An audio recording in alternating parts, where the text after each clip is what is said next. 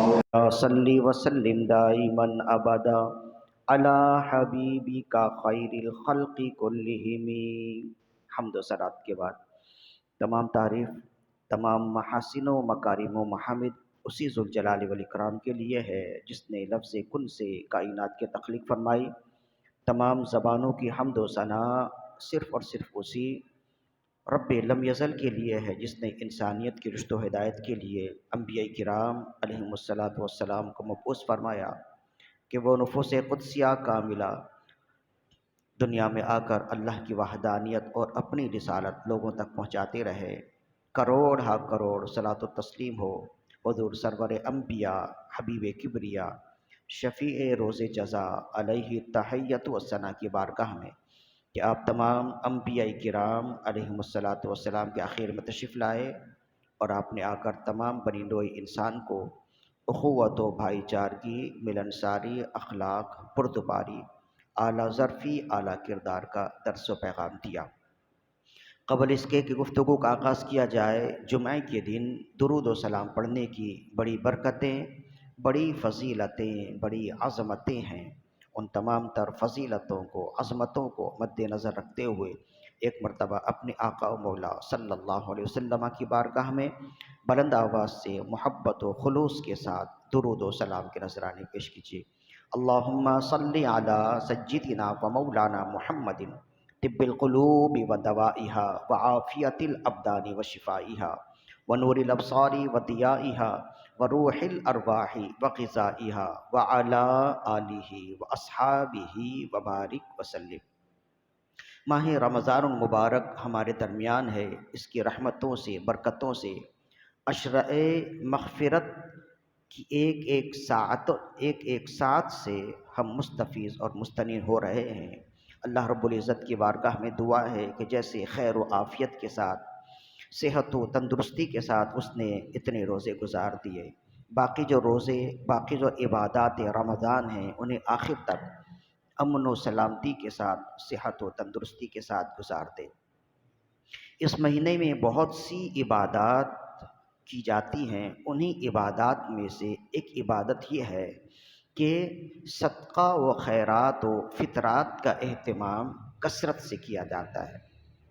فطرہ کا تعلق تو اسی مہینے سے ہے تقریباً، باقی صدقات و خیرات تو مومنین پورے سال ہی کرتے ہیں اور انہیں کرنا بھی چاہیے، اس لیے کہ رسول اللہ صلی اللہ علیہ وآلہ وسلم نے ارشاد فرمایا کہ جو آفات و بلیات و حادثات سے بچنا چاہتا ہے وہ صدقہ کرے، اس لیے کہ صدقہ حادثات سے، بری موت سے انسان کو محفوظ کرتا ہے، بچاتا ہے۔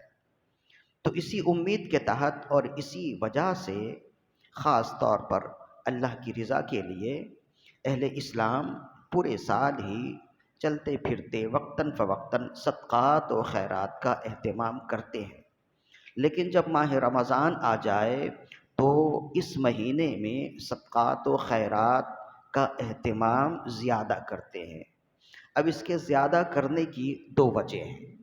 ایک وجہ تو یہ ہے کہ رسول اللہ صلی اللہ علیہ وآلہ وسلم کا طریقہ یہ بتایا گیا کہ رسول اللہ صلی اللہ علیہ وسلم ماہ رمضان میں جبریل امین سے قرآن مجید کا دور کرتے تھے۔ ہر سال جبریل امین رسول اللہ کی بارگاہ میں حاضر ہوتے اور رسول اللہ ان سے دور کرتے۔ دور کا مطلب ہوتا ہے ایک بار آپ سناتے وہ سنتے اور ایک بار وہ سناتے آپ سنتے۔ جیسے ہمارے ہاں ہوتا ہے جو تراویح پڑھانے والے ہوتے ہیں، جو قاری اور سامع ہوتے ہیں، تو ایک بار قاری پڑھتا ہے پورا سبق جو اس نے تراویح میں پڑھانا ہے اور سامع سنتا ہے، اور پھر ایک بار سامع پڑھتا ہے قاری سنتا ہے۔ تو سامع کا سنانا اتنا کوئی ضروری نہیں ہوتا ہے، اس کا سن لینا ہی کافی ہوتا ہے۔ قاری کا سنانا ضروری ہوتا ہے تو وہ دور ہوتا ہے۔ تو اس سے ایک تو یہ ہے کہ اسے آسانی بھی ہو جاتی ہے، اور دوسری اگر نیت اس میں رسول اللہ کے طریقے پر عمل کی ہو ثواب بھی پائے گا۔ تو صحیح حدیث میں ہے کہ رسول اللہ صلی اللہ علیہ وسلم ہر سال قرآن مجید دہراتے تھے، دور کرتے تھے جبریل امین سے ماہ رمضان میں. فرماتے ہیں اور جیسے جب جبریل امین آپ کی بارگاہ میں حاضر خدمت ہوتے اور جب ماہ رمضان میں آپ قرآن مجید کا دور کرتے تو آپ کی سخاوت ہواؤں کی طرح تیز ہو جاتی تھی، بلکہ فرمایا ہواؤں کی تیزی سے بھی زیادہ آپ کی سخاوت ہو جاتی تھی. جیسے کہ اعلیٰ حضرت نے فرمایا واہ کیا جود و کرم ہے شہ بطحا تیرا، نہیں سنتا ہی نہیں مانگنے والا تیرا، دھاریں چلتے ہیں سخا کے وہ ہے قطرہ تیرا، تارے کھلتے ہیں عطا کے وہ ہے ذرہ تیرا. تو رسول اللہ صلی اللہ علیہ وسلم کی سخاوت تو ایسے ہی بہت زبردست تھی. آپ تمام سخیوں کے بادشاہ ہیں. آپ کی سخاوت آپ سمندر دے دیں تو اسے قطرہ محسوس کرتے تھے، اور آپ تارا دے دیں تو اسے ذرہ محسوس کرتے تھے. دھاریں چلتی ہیں سخا کے، دھاریں چلتے ہیں سخا کے وہ ہے قطرہ تیرا، تارے کھلتے ہیں عطا کے وہ ہے ذرہ تیرا. لیکن جب ماہ رمضان آ جاتا تو آپ کی سخاوت مزید تیز ہو جاتی، ہواؤں کی تیزی سے زیادہ آپ کی سخاوت ہو جاتی. تو اب چونکہ رسول اللہ صلی اللہ علیہ وسلم کی سخاوت اس مہینے میں زیادہ ہوتی تھی تو آپ کے غلاموں کے لیے بھی یہی ضروری ہے، آپ کے غلاموں کے لیے بھی یہی بہتر ہے کہ وہ پورے سال ہی سخاوت کریں، لیکن جب یہ مہینہ آ جائے تو رسول اللہ کی اتباع کرتے ہوئے اپنی سخاوت زیادہ کر دے، تیز کر دے. یہی وجہ ہے کہ اہل ایمان پورے سال ہی سخاوت کرتے ہیں، خیرات و صدقات کا اہتمام و انصرام کرتے ہیں، لیکن جب ماہ رمضان آ جائے تو اس اہتمام میں کثرت ہو جاتی ہے، اس میں اہتمام میں اضافہ ہو جاتا ہے. ایک وجہ. دوسری وجہ یہ ہے کہ پورے سال جب ہم صدقات و خیرات کرتے ہیں تو وہ ثواب تو نہیں ملتا جو ماہ رمضان میں ملنا ہے، اس لیے کہ خود رسول اللہ صلی اللہ علیہ وآلہ وسلم نے ارشاد فرمایا کہ جو حضرت حدیث سلمان الفارسی ہے جو ابن خزیمہ وغیرہ نے روایت کی ہے کہ آپ نے ارشاد فرمایا کہ یہ وہ مہینہ ہے کہ اس مہینے میں نفل کا ثواب فرض کے برابر کر دیا جاتا ہے اور فرض کا ثواب 70 گنا بڑھا دیا جاتا ہے. تو اب ہر شخص تو سیزن کا انتظار کرتا ہے نا پورے سال.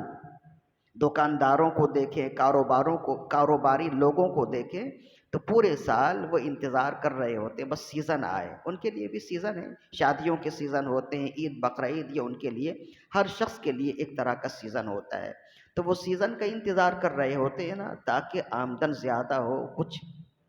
تو ایسے ہی ثواب زیادہ کرنے کے لیے کہ عمل وہی ہو جو پورے سال ہوتا ہے لیکن اس کا ثواب زیادہ ملے، تو اس کے لیے اہل ایمان سیزن کا انتظار کرتے ہیں، اور وہ سیزن ماہ رمضان ہے کہ جب نفلی عمل کرے تو فرض کے برابر مل جائے، اور جب فرض عمل کرے تو 70 گنا بڑھا دیا جائے.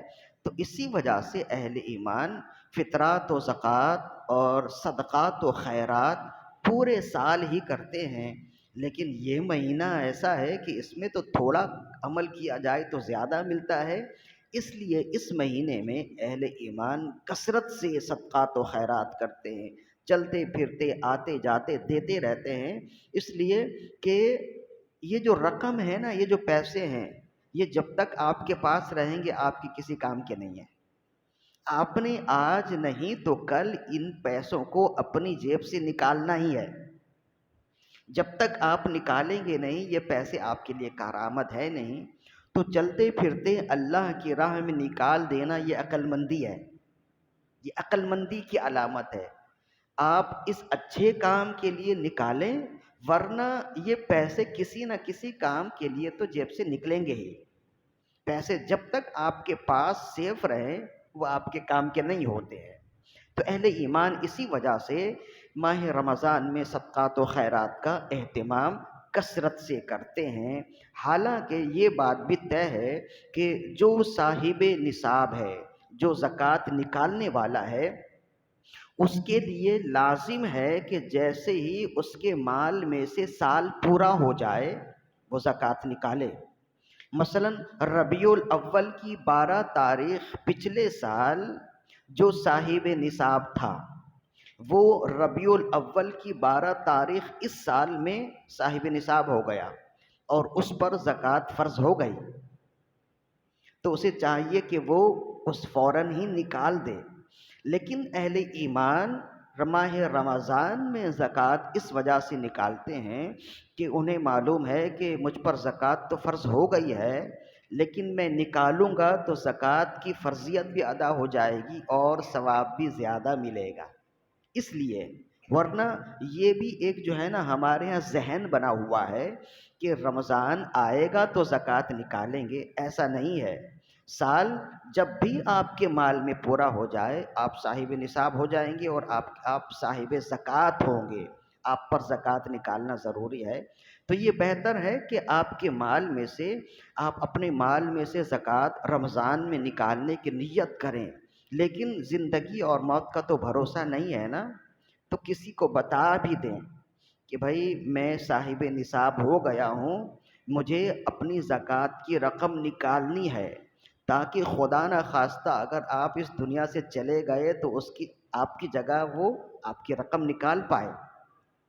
ورنہ کبھی ایسا ہو کہ ربیع الاول میں آپ صاحب نصاب ہوئے اور آپ انتظار کر رہے ہیں کہ ابھی میں نے نکالنا نہیں ہے، رمضان المبارک آ جائے تو زکوٰۃ کی رقم نکالوں گا تاکہ ثواب زیادہ ملے، اور خدا نہ خواستہ درمیان میں ہی انتقال ہو گیا، درمیان میں ہی موت آ گئی، تو زکوٰۃ کی فرضیت تو آپ کی ذات سے ختم ہو گئی نا۔ لیکن اگر آپ نے کسی کو بتا دیا ہوگا تو آپ کی جگہ وہ نکال پائے گا، وہ نکال لے گا، تو اس سے معاملہ بہتر ہو جائے گا۔ لیکن بہرحال بہتر یہی بتایا کہ جیسے ہی بندہ صاحب نصاب ہو جائے، سال ہو جائے، وہ زکوٰۃ نکال دے، ماہ رمضان کا انتظار نہ کرے، رمضان آ جائے تو مزید صدقات و خیرات کرے تو انشاءاللہ اسے پورا ثواب ملے گا۔ تو اس مہینے میں صدقات و خیرات کا اہتمام ہوتا ہے، تمام لوگ ہی کرتے ہیں اپنے اپنے انداز میں، لیکن دو طرح سے لوگ اس پہ عمل کرتے ہیں۔ صدقات، خیرات و زکوٰۃ اور نفلی عبادات کرنے میں لوگ دو طرح کے ہیں۔ ایک تو وہ لوگ ہیں جو صدقات و خیرات دیتے ہیں تو انہیں ایک مجمع چاہیے، انہیں ایک اجتماع چاہیے، لوگ چاہیے کہ وہ لوگوں کے درمیان میں کسی کو دیں۔ کسی کو اگر ایک بوری راشن دے رہے ہیں تو وہ یہ سوچتے ہیں کہ اگر 10-15 لوگ یہاں جمع ہو جائیں، 2-4 میری تصویریں بھی آ جائیں، 2-4 سوشل میڈیا سائٹ پہ بھی میری تصویریں وائرل ہو جائیں، تو یہ بہتر ہوگا کہ لوگ دیکھ لیں گے مجھے بھی کہ میں بھی کتنا دیالو ہوں، میں بھی کتنی سخاوت کرنے والا ہوں، کتنا خیال رکھنے والا ہوں۔ تو بعض ایسے لوگ بھی ہوتے ہیں جو 2-4 بوری اگر راشن کی دیں، 2-4 تھیلی اگر راشن کی دیں یا چند پیسے کسی کو دیں تو وہ یہ چاہتے ہیں کہ چند لوگ اسے دیکھیں اور اس کی واہ واہ کریں۔ اور بعض ایسے لوگ ہوتے ہیں جو کم ہوتے ہیں کہ وہ تھوڑی رقم نہیں، لاکھوں لاکھ رقم ایسے راتوں رات چپکے سے کسی کو دے دیتے ہیں کہ ایک ہاتھ سے دیا تو دوسرے ہاتھ کو بھی خبر نہیں ہوتی۔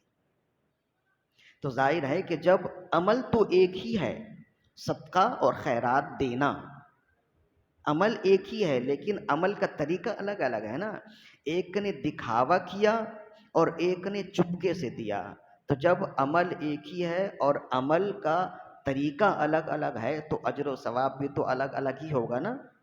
اسی وجہ سے کہا گیا کہ اللہ تعالی ہر عمل میں اخفا کو پسند کرتا ہے، تو جو چپکے سے عمل کرتے ہیں ان کا عمل دکھانے والے کے عمل کے مقابلے میں کئی گنا زیادہ بڑا ہے۔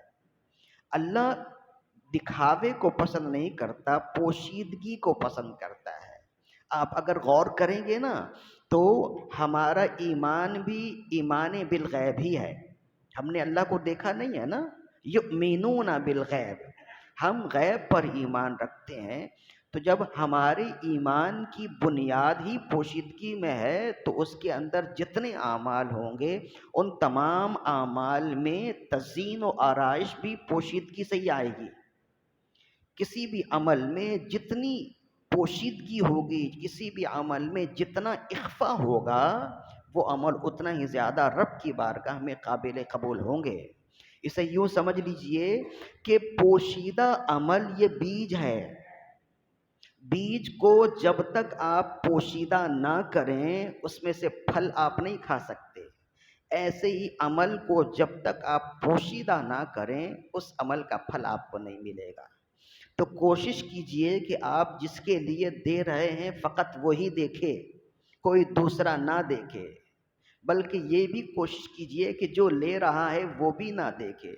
امام غزالی نے تو لکھا کہ قرون اولیٰ میں ایسے لوگ ہم نے دیکھے کہ جب انہیں صدقہ و خیرات دینے کی ضرورت پڑے، جب انہیں صدقہ و خیرات دینے کی ضرورت پڑے تو دیکھتے کہ کوئی انہیں دیکھ تو نہیں رہا۔ اب مثلاً کوئی پیسے کی تھیلی ہے، اب انہیں دینی ہے تو دو چار بندے تو دیکھ ہی لیں گے، تو رات کا انتظار کرتے، تاریکی میں مسجد میں جاتے، جو نماز پڑھ رہا ہوتا اس کے پیچھے دامن میں باندھ کر چپکے سے چلے جاتے۔ وہ نماز پڑھ کر جب اٹھتا تو دیکھتا کہ اس کے دامن میں کچھ پیسے بندھے ہوئے ہیں، اسے خود کو بھی نہیں معلوم کہ اسے کس نے دیا، اور دینے والے کو بھی نہیں معلوم اس نے اس کا چہرہ دیکھا نہیں۔ تو ایسا کون کرے گا؟ ایسا وہی کرے گا جسے لالچ یہ ہے کہ میں جس کے لیے عمل کر رہا ہوں فقط وہی دیکھ رہا ہے۔ لہذا عمل کیجئے، کوئی بھی عمل ہو، کوئی بھی نیک عمل ہو، اس میں پوشیدگی اچھی ہے۔ ان تبدوا الصدقات فنعم ما ہی، اگر تم صدقات میں پوشیدگی اختیار کرو گے تو کیا ہی اچھا ہے۔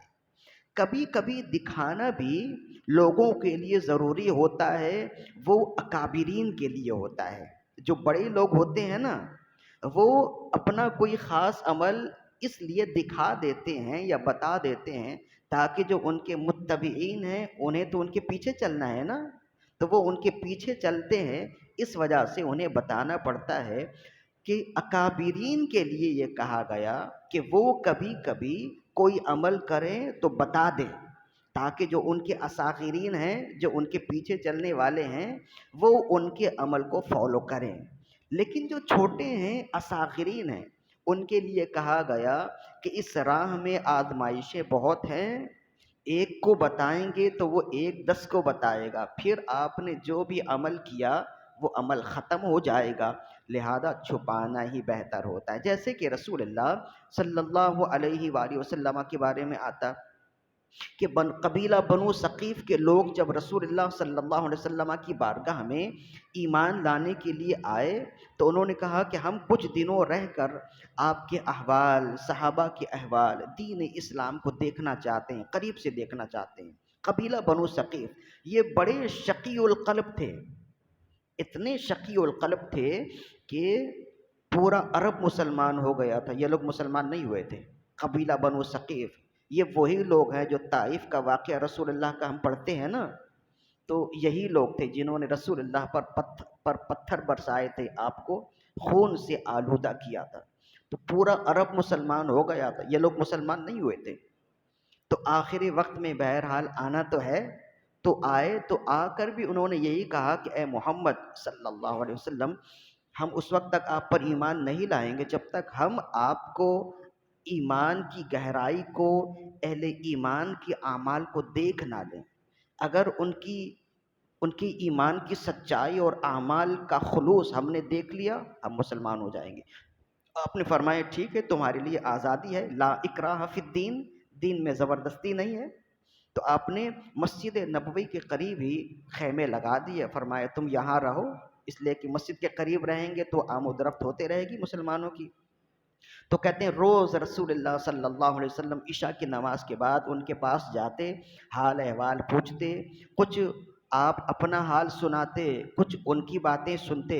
زیادہ تر باتیں پرانی ہوتی کہ تم لوگوں نے میرے ساتھ یہ کیا، دیکھو ہم نے تمہارے ساتھ کیا کیا۔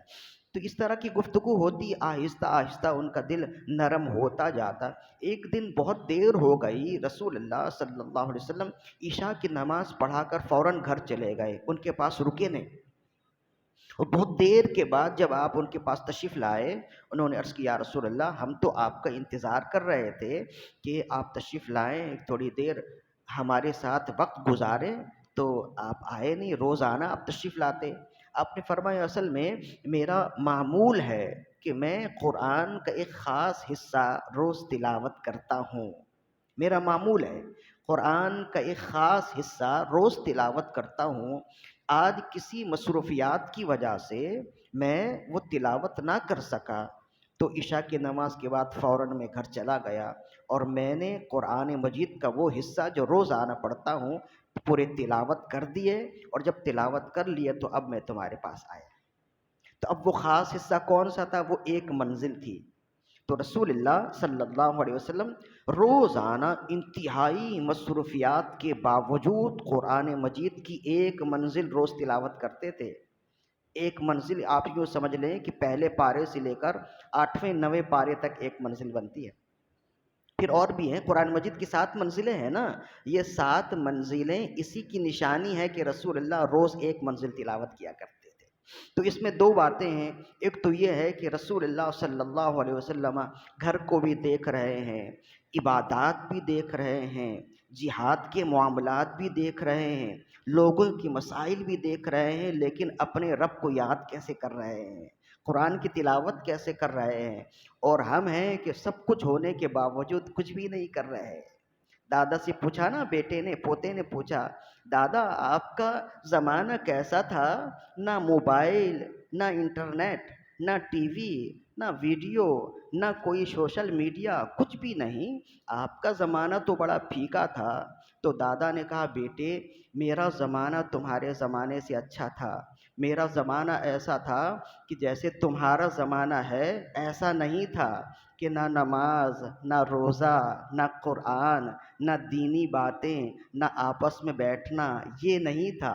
وہ ساری چیزیں نہیں تھیں تو وہ ساری چیزیں تھیں۔ ہمارے پاس انٹرنیٹ اگر نہیں تھا لیکن قرآن کی تلاوت تھی، ہمارے پاس موبائل نہیں تھا لیکن نماز کے لیے صحیح وقت موجود تھے، ہمارے پاس سوشل میڈیا نہیں تھے لیکن لوگوں کے پاس بیٹھنے کے لیے وقت ہوتا تھا۔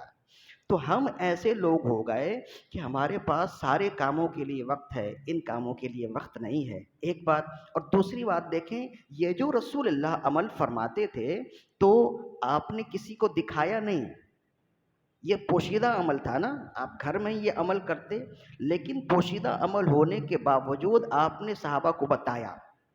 کیوں بتایا؟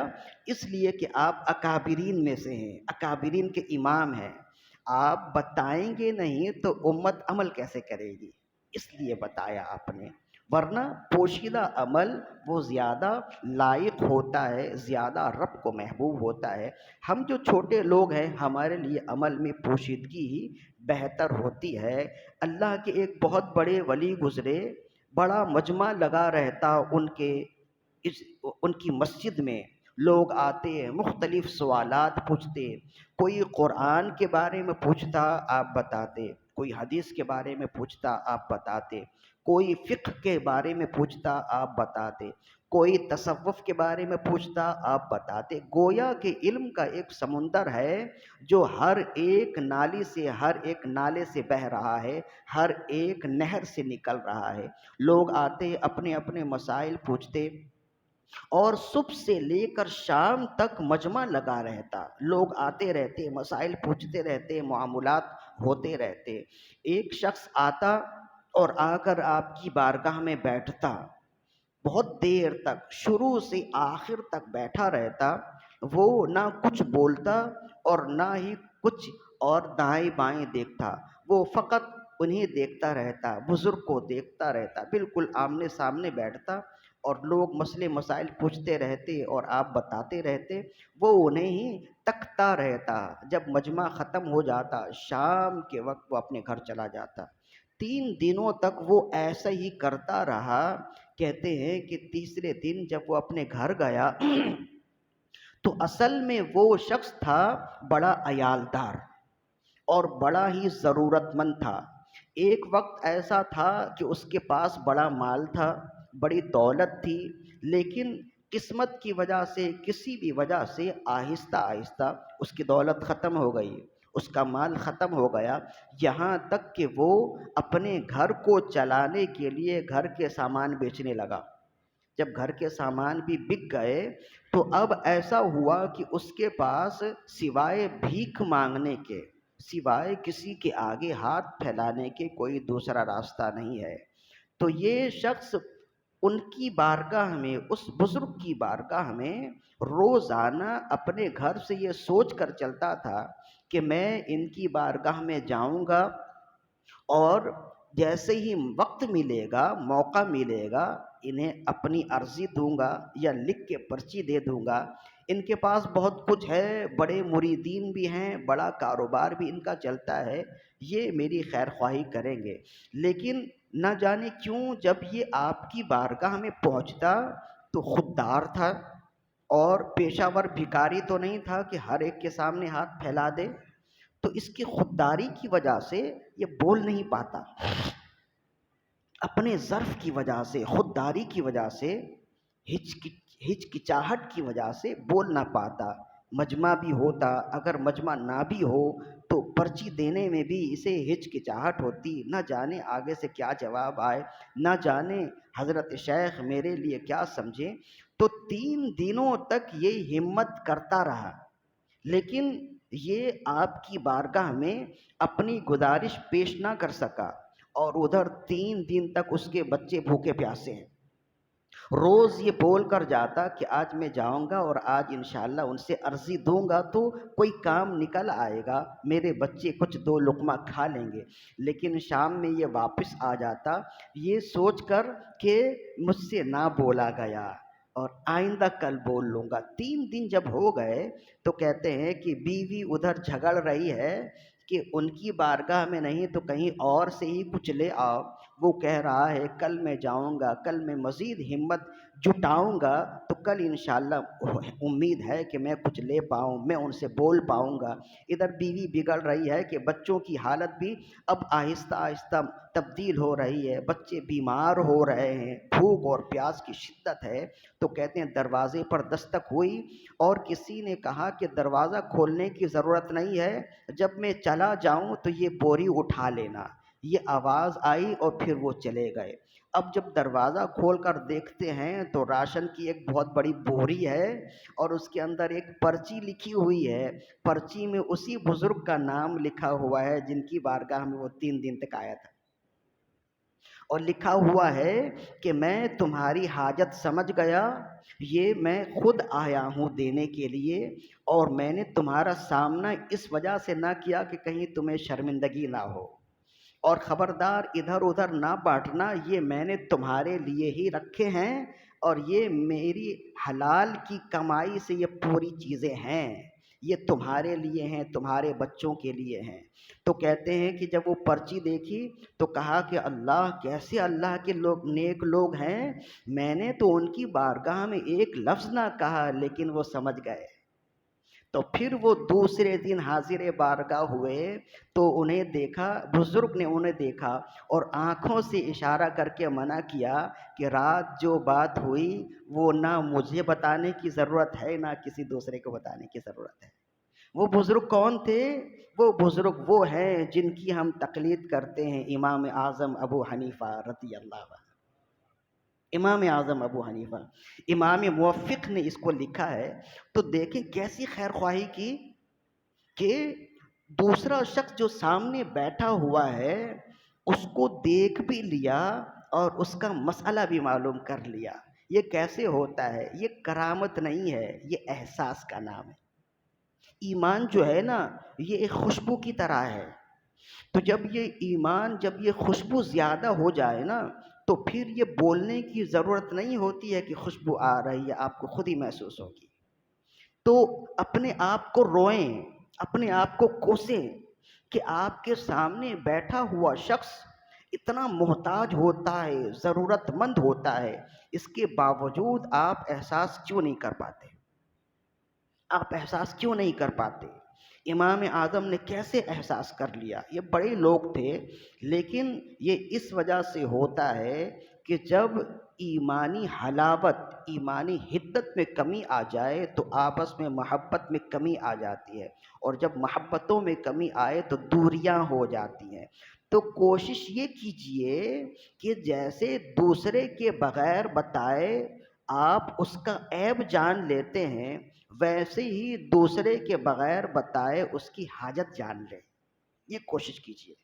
بغیر اس کے بتائے عیب ہم کیسے جان لیتے ہیں؟ وہ بتاتا بھی نہیں ہے لیکن قرید لیتے ہیں نا۔